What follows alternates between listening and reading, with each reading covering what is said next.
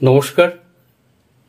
আমার ইউটিউব চ্যানেলের পক্ষ থেকে সকল ভিউয়ার্সদের আন্তরিক শুভেচ্ছা এবং অভিনন্দন জানিয়ে শুরু করছি আজকের মূল একটি আকর্ষণীয় কালাস সাপের কামড়ের কেস হিস্ট্রি।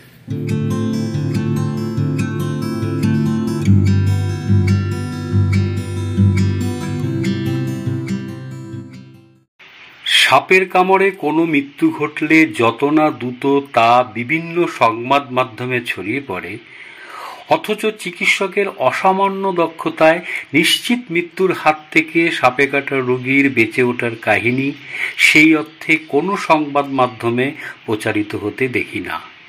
সাপের কামড়ের মৃত্যুকে ঘিরে হাসপাতাল ভাঙচুর, চিকিৎসক সহ নার্স নিগ্রহ, এ তো আমাদের এখন গড়ের মাঠের ফুটবল। উন্মুক্ত জনতা বাস্তবিকই ঘটনাটা ঠিক কী ঘটেছে সেই বিচার বিশ্লেষণে না গিয়ে সুযোগ বুঝে দিলাম এক লাথি। সেই লাথির জেরে সামগ্রিকভাবে আমাদের কী ক্ষতি হলো তাতে কুছ পরোয়া নেই, শুধু নিজের মনের জ্বালাটা তো মেটালাম। মানুষের ভুল ধারণা, অন্ধবিশ্বাস, অজ্ঞতা এসব তখন সব ঢাকা পড়ে যায় এই সকল মানুষেরই হিংস্রতায়। আমাদের মতো সাপ পাগল কিছু মানুষ যারা আছেন তারা চেষ্টা করি সাপের কামড়ের ঘটনাগুলোর সাফল্য এবং ব্যর্থতা উভয়কেই সোশ্যাল মিডিয়া বলুন বা ইউটিউব চ্যানেলের মাধ্যমে বলুন তা তুলে ধরার, যাতে মানুষ সাপ ও সাপ কামড়ের চিকিৎসা বিষয় নিয়ে একটু সচেতন হয়। পাশাপাশি চিকিৎসক বন্ধুরাও যাতে সাপ কামড়ের চিকিৎসার ক্ষেত্রে এই ঘটনাগুলোর ইতিহাস থেকে নিজেদেরকেও আরও পরিশীলিত করতে পারে। তাই আসুন আর কথা না বাড়িয়ে সরাসরি এবার প্রসঙ্গে ফিরে আসি। ঘটনাটি অশোকনগর দৌলতপুর এলাকার। নাম সুজলা মণ্ডল, বয়স 60।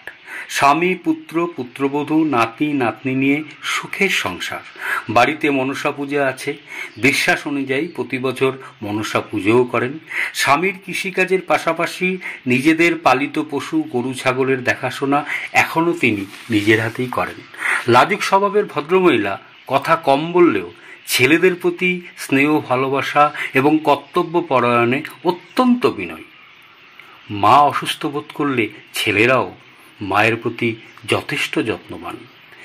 এমনই এই হাসি খুশি পরিবারে নেমে এলো দুশ্চিন্তার ছাপ। দিনটি ছিল 29শে এপ্রিল, সোমবার 2024। সকাল থেকেই ভদ্রমহিলা ছেলেদের ডেকে বলছেন তার শরীর কেমন জানি আনচান করছে, দুই হাতে ভীষণ ব্যথা, সামান্য জ্বালা করছে, সাথে দুই হাতের কিছুটা অংশ ফোলা এবং দুই হাতেই ফোলা জায়গায় চুলকাচ্ছে প্রচণ্ড। মায়ের এরকম অবস্থা দেখে সোমবার সকালেই অশোকনগর স্টেট জেনারেল হাসপাতালে আউটডোরে দেখাতে নিয়ে আসে পরিবারের লোকজন। হাসপাতালের আউটডোরে এমনিতেই ভিড়, তবুও কর্মরত চিকিৎসক রোগীর মুখ থেকে শারীরিক উপসর্গের কথা শুনে ভর্তির জন্য ইমার্জেন্সিতে পাঠিয়ে দেন। তখনও অবধি রোগী স্পষ্টভাবেই কথা বলছিলেন।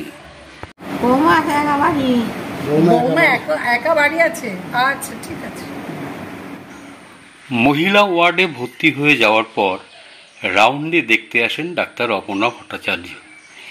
এই দিন দিদির ইনডোর ডিউটি ছিল। ফিমেল ওয়ার্ডে রাউন্ডে ডাক্তার দিদি রুগী দেখতে দেখতে এই পেশেন্টের কাছে এসে যখন রোগীকে জিজ্ঞাসা করেন কি সমস্যা হচ্ছে আপনার, তখন ডাক্তার অপর্ণাদি খেয়াল করেন রুগীর কথা কেমন জানি জড়িয়ে যাচ্ছে, পরিষ্কারভাবে কথা বলতে পারছেন না। পরিবারের লোকজনের দাবি এই কিছুক্ষণ আগে পেশেন্ট দিব্যি কথা বলেছেন। ভর্তি হয়ে যাবার পর কি একটা হাসপাতাল থেকে ইঞ্জেকশন দেওয়ায় এই অবস্থা হলো, নইলে পেশেন্ট তো সুস্থই ছিল। ডাক্তার দিদি এ কথার কোনো কর্ণপাত না করে পেশেন্টের এই পরিস্থিতি দেখেই বুঝে যান এটা নিশ্চিতভাবে নার্ভ পিসের লক্ষণ। মুহূর্তে আর দেরি না করে সিস্টার দিদিদের নির্দেশ দেন এবিএস চালু করতে। এটা সাপের কামড়। পরিবারের লোকজন হতবাক। কোথায়, কখন, কিভাবে সাপ কামড়ালো? সাপ তো আমরা দেখিনি, পেশেন্ট তো এতক্ষণ কথা বলছিল, এরকম অসুস্থ তো আগে ছিল না। মা একটু বলো, তোমার নামটা বলো। তোমার নাম বলো। না, তোমার নাম বলো।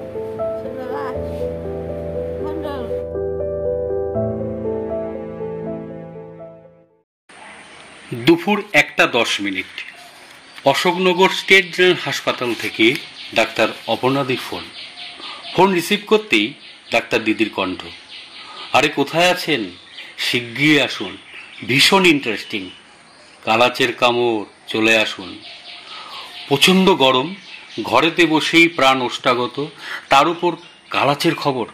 সত্যি কথা বলতে ডাক্তার অপর্ণাদি ডিউটি থাকাকালীন সাপের কামড়ের কোনো পেশেন্ট হাসপাতালে এসে ভর্তি হলেই আমাকে একবার ঠিক জানাবেন। আমি অশোকনগরে থাকলে দিদিও নিশ্চিতভাবেই জানেন আমি যাবই।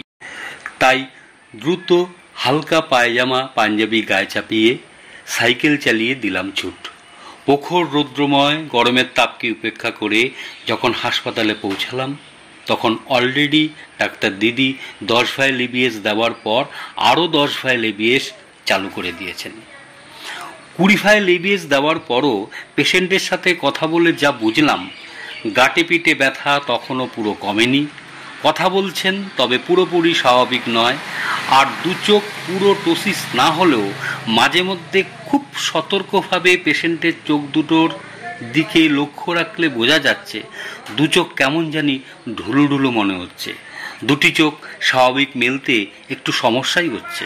তবে দুপুর 12টার আগে পেশেন্টের যা অবনতি ছিল সেই অবস্থা থেকে বেশ কিছুটা উন্নতি হয়েছে 20 ভাইল এবিএস দেওয়ার পর।